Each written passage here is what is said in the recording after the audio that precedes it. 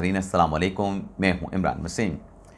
ناظرین، پروگرام میں سب سے پہلے تو چونکہ آج عید قربان کا پہلا دن ہے، میری طرف سے آپ تمام دیکھنے والوں کو بقرعید کا، عید قربان کا پہلا دن بہت بہت مبارک ہو۔ اور میری آپ سے یہ درخواست ہوگی کہ قربانی کریں، گوشت کھائیں، لیکن تحمل کا مظاہرہ کریں۔ ایسا نہ ہو کہ زیادہ گوشت کھانے سے آپ بیمار پڑ جائیں اور ڈاکٹرز پہ یا علاج معالجے پہ آپ کو پھر بہت سارے پیسے لگانا پڑ جائیں۔ تو میری طرف سے ایک مرتبہ پھر آپ تمام دیکھنے والوں کو، آپ کے ریلیٹیوز کو، آپ کے والدین کو، آپ کے بہن بھائیوں کو عید قربان کا یہ پہلا دن بہت بہت مبارک ہو۔ خوشیوں میں غریبوں کو بھی یاد رکھیے گا۔ پہلی خبر ناظرین، مودی سرکار کی جانب سے جو انڈیا کا کیس اقوام عالم میں ریپرزینٹ کرنے کے لیے کہ پاکستان پہلگام واقعے میں انوالو ہے، جو ششی تھرور کی سربراہی میں ایک پارلیمانی ڈیلیگیشن امریکہ بھیجا گیا ہے، اس ڈیلیگیشن کو، اس وفد کو پریس کانفرنس کرنا مہنگا پڑا ہے۔ نہ صرف پریس کانفرنس کرنا مہنگا پڑا، بلکہ وفد کے جو سربراہ ہیں ششی تھرور، وہ خود لاجواب بھی ہو گئے۔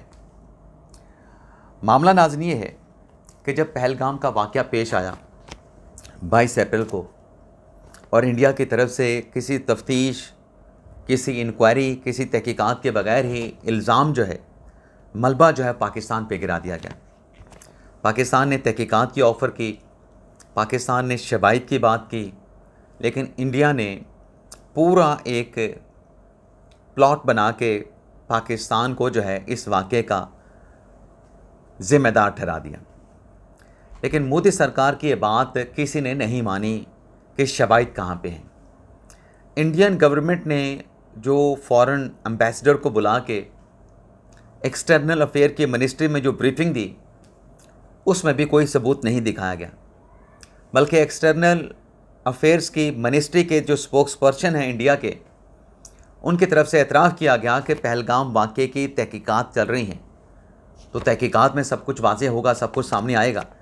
تب یہ سوال اٹھا کہ جب ثبوت نہیں ہے تو پاکستان سے جنگ کیوں؟ پاکستان کے ساتھ سفارتی تعلقات منقطع کیوں؟ سندھ طاس کا معاہدہ ابینس میں ڈالنا کیوں؟ لیکن اس کا جواب نہیں آیا، کیونکہ ثبوت مانگے جا رہے تھے۔ اب انڈین ڈیلیگیشن کو وہاں پہ کیا کامیابیاں ملی ہیں، کس کے ساتھ ملاقات کر سکے ہیں، کس کے ساتھ نہیں کر سکے، یہ میں آپ کو کل کے بلاگ میں بتا چکا ہوں کہ پریکٹیکلی یہ جو انڈین ڈیلیگیشن کا پارلیمانی وفد کا جو دورہ تھا وہ ناکام ثابت ہوا ہے۔ لیکن کل واشنگٹن ڈی سی میں جو پریس کانفرنس کی، اس میں صحافی ایشان نے ایک سوال کیا، اور وہ سوال وہی تھا جو پاکستان اور دنیا انڈیا سے پوچھ رہی تھی کہ پہلگام واقعے میں پاکستان کی انوالومنٹ کے شواہد کہاں پہ ہیں، ثبوت کہاں پہ ہیں۔ تو صحافی ایشان نے جب یہ سوال کیا کہ آپ امریکہ میں آئے ہیں پاکستان کے خلاف انڈیا کا کیس ریپرزینٹ کرنے کے لیے، انڈیا کا کیس اقوام عالم میں پیش کرنے کے لیے، تو کیا آپ سے کسی نے شواہد مانگے کہ پہلگام واقعے میں پاکستان کی انوالومنٹ کے شواہد کہاں پہ ہیں؟ ششی تھرور صاحب نے اس سوال کا جواب نہیں دیا، لیکن سوال کو لیفٹ کیسے کیا وہ بھی ناظرین بڑا دلچسپ ہے۔ ششی تھرور نے کہا کہ یہ جو صحافی ایشان نے سوال کیا ہے، اس کے سوال کا میں جواب نہیں دوں گا۔ بھائی کیوں اس سوال کا جواب نہیں دیں گے؟ یہ جی میرا بیٹا ہے اور میں بیٹے کے سوال کا جواب نہیں دوں گا۔ حالانکہ اس وقت ٹھیک ہے، ان کے بیٹے ہیں ایشان، بیٹے نے والد سے سوال کیا، لیکن سوال بڑا ریلیونٹ اور پرٹیکولر کیا۔ آپ سوال کا جواب، جو سوال پوچھا تھا، ایک صحافی نے سوال پوچھا تھا، آپ اسے باپ کی نظر سے دیکھ کے کہ میرا بیٹا ہے، میں جواب نہیں دوں گا۔ دراصل آپ کے پاس اس سوال کا جواب ہے ہی نہیں، آپ لاجواب تھے، اور بیٹے کے اہم سوال پہ جو کہ انڈیا کے لیے دختی رگ ہے، تو ششی تھرور کے بیٹے نے بھی اس دختی رگ پہ پاؤں رکھ کے سوال پوچھا تھا، لیکن ششی تھرور صاحب نے بڑی خوبصورتی کے ساتھ اس سوال کو لیفٹ کر دیا، لیکن سوال وہیں پہ کھڑا ہے۔ آپ بے شک ایشان کے سوال کا جواب نہ دیں، لیکن دنیا کے ہر ملک کا سوال انڈیا سے یہی ہے کہ شواہد کہاں پہ ہیں۔ اب دیکھیں نا، عید قربان کا موقع میں نے آپ کو مبارکباد پیش کی۔ اب عید قربان کے موقع پہ چند شہروں میں، لاہور، بہاول نگر، بہاولپور، پاک پتن میں کوئی دہشت گردی کا منصوبہ تھا. اور دہشت گردی کا منصوبہ کی یہ واردات کس نے کرنی تھی؟ انڈین اسپانسر جو دہشت گرد ہیں، جو ٹیررسٹ ہیں، جو جاسوس ہیں، مطلب وہ جاسوسی بھی کرتے ہیں، دہشت گردی بھی کرتے ہیں، جس میں ایک کا تعلق منچن آباد سے، دوسرے کا تعلق پاک پتن سے، تیسرے کا تعلق جو ہے بہاول نگر سے.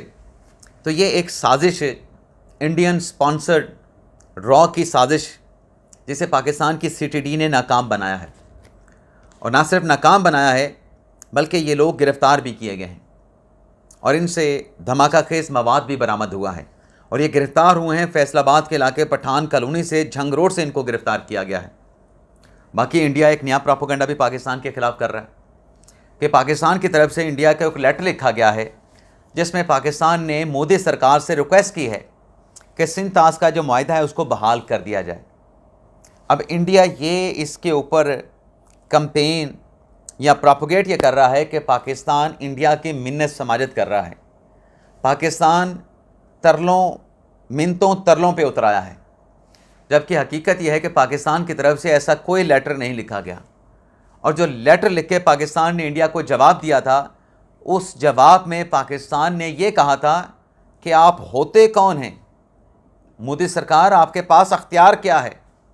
آپ کو سندھ طاس معاہدے کا کون سا آرٹیکل، کون سی پروویژن یہ اختیار دیتی ہے کہ آپ اس معاہدے کو ابینس میں ڈال دیں، آپ اس معاہدے کو سسپینڈ کر دیں؟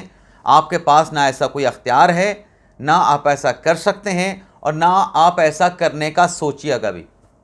تو پاکستان نے جو لیٹر لکھا تھا، لیٹر ضرور لکھا تھا، لیکن اس میں کوئی بنتی، کوئی ریکویسٹ، کوئی درخواست، کوئی استدعا، کوئی التجا، کوئی منت سماجت پاکستان نے نہیں کی تھی. پاکستان نے ٹھوک بجا کے منہ توڑ انڈیا کو جواب دیا تھا کہ آپ یہ نہیں کر سکتے. آپ اگر یہ سب کچھ دکھا کے پاکستان کا پانی روکیں گے تو پھر اس کے نتائج بھی آپ کو فیس کرنا پڑیں گے، اور وہ نتائج پاکستان کی طرف سے ایسے کسی بھی سٹرکچر کا، ڈھانچے کا، اس کو تباہ کر دیا جائے گا. یہ پاکستان کے دفاع، پاکستان کی بقا اور پاکستان کی معیشت کے خلاف سمجھا جائے گا، اسے ایک اقدام جنگ تصور کیا جائے گا. تو پاکستان نے کوئی منت سماجت نہیں کی، پاکستان نے ٹھوک بجا کے جواب دیا تھا.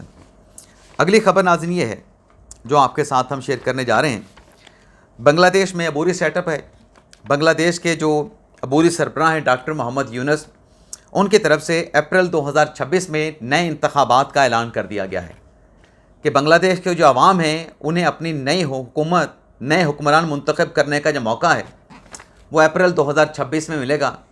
لیکن ڈاکٹر یونس صاحب نے یہ بھی کہا ہے کہ اپریل کے مہینے کی کوئی تاریخ یا اس کے 4 ہفتوں میں سے کسی بھی ہفتے میں انتخابات کروائے جائیں گے، لیکن ایگزیکٹ ڈیٹ کیا ہوگی، یہ ایگزیکٹ ڈیٹ جو ہے یہ عبوری سیٹ اپ نہیں دے گا یہ ڈیٹ، بلکہ بنگلہ دیش کا جو الیکشن کمیشن ہے اس کی طرف سے انتخابات کی جو ایکچوئل ڈیٹ ہے، جو کنفرم اور فائنل ڈیٹ ہے، وہ الیکشن کمیشن آف بنگلہ دیش دے گا. اب ناظرین آ جاتے ہیں روس یوکرائن کشیدگی پہ، معاملے پہ، روس یوکرائن جنگ کے معاملے پہ. ناظرین جو یوکرائن کی طرف سے حملہ کیا گیا روس پہ ڈرون کے ذریعے، ان کے جو بامبر فلیٹس تھے ان کو تباہ کر دیا گیا، ایئر بیسز کو ٹارگٹ کیا گیا، کریبین برج کو ٹارگٹ کیا گیا، رشیا کی سویلین ٹرین کو ٹارگٹ کیا گیا، جس کے جواب میں کل روس نے یوکرائن کو بڑا سخت جواب دیا تھا. ابھی بھی جس وقت ہم یہ پروگرام ریکارڈ کر رہے ہیں یہی رپورٹ ہو رہا ہے کہ یوکرین کی طرف سے ابھی بھی جو شدید اسٹرائک ہے، جو حملے ہیں جاری ہیں. اور آج جو فوکس ہے، مطلب جو نشانہ شہر بن رہا ہے وہ کارکیو کا ہے، جس میں اب تک پچھلے 2 گھنٹوں میں جو بتایا گیا ہے 55 جو دھماکہ خیز مواد ہیں، جو ایکسپلوسو ہیں، وہ فائر کیے گئے ہیں، جس میں میزائل بھی ہیں، جس میں ڈرونز بھی ہیں. اور ان حملوں کے نتیجے میں جو کارکیو سٹی ہے وہ ہل کے رہ گیا ہے. لیکن ناظرین اس میں جو ایک بڑی چیز رپورٹ کی جا رہی ہے، جو اہم چیز رپورٹ کی جا رہی ہے، وہ یہ ہے کہ پہلی مرتبہ جو رشیا کی نیوکلیر جو سب میرین ہے وہ لندن کے قریب، لندن ساحل کے قریب جو ہے وہ دیکھی گئی ہے. یعنی لندن کے برطانیہ کا جو سمندر ہے جہاں پہ لندن کا شہر آتا ہے وہاں پہ رشین نیوکلیئر سب میرین کو وہاں پہ دیکھا گیا ہے، اور یہ پہلی مرتبہ ہے کہ روس یوکرائن کشیدگی کے بعد رشین جو سب میرین ہے وہ لندن برطانیہ کے قریب جو ہے اس کو سپاٹ کیا گیا ہے۔ تو یہ ناظرین آج کا ہمارا ویڈیو لاگ، آپ سے اجازت چاہتے ہیں۔ اللہ تعالی ہم سب کا حامی ناصر ہو، اپنی دعا میں یاد رکھیے گا۔ اللہ حافظ۔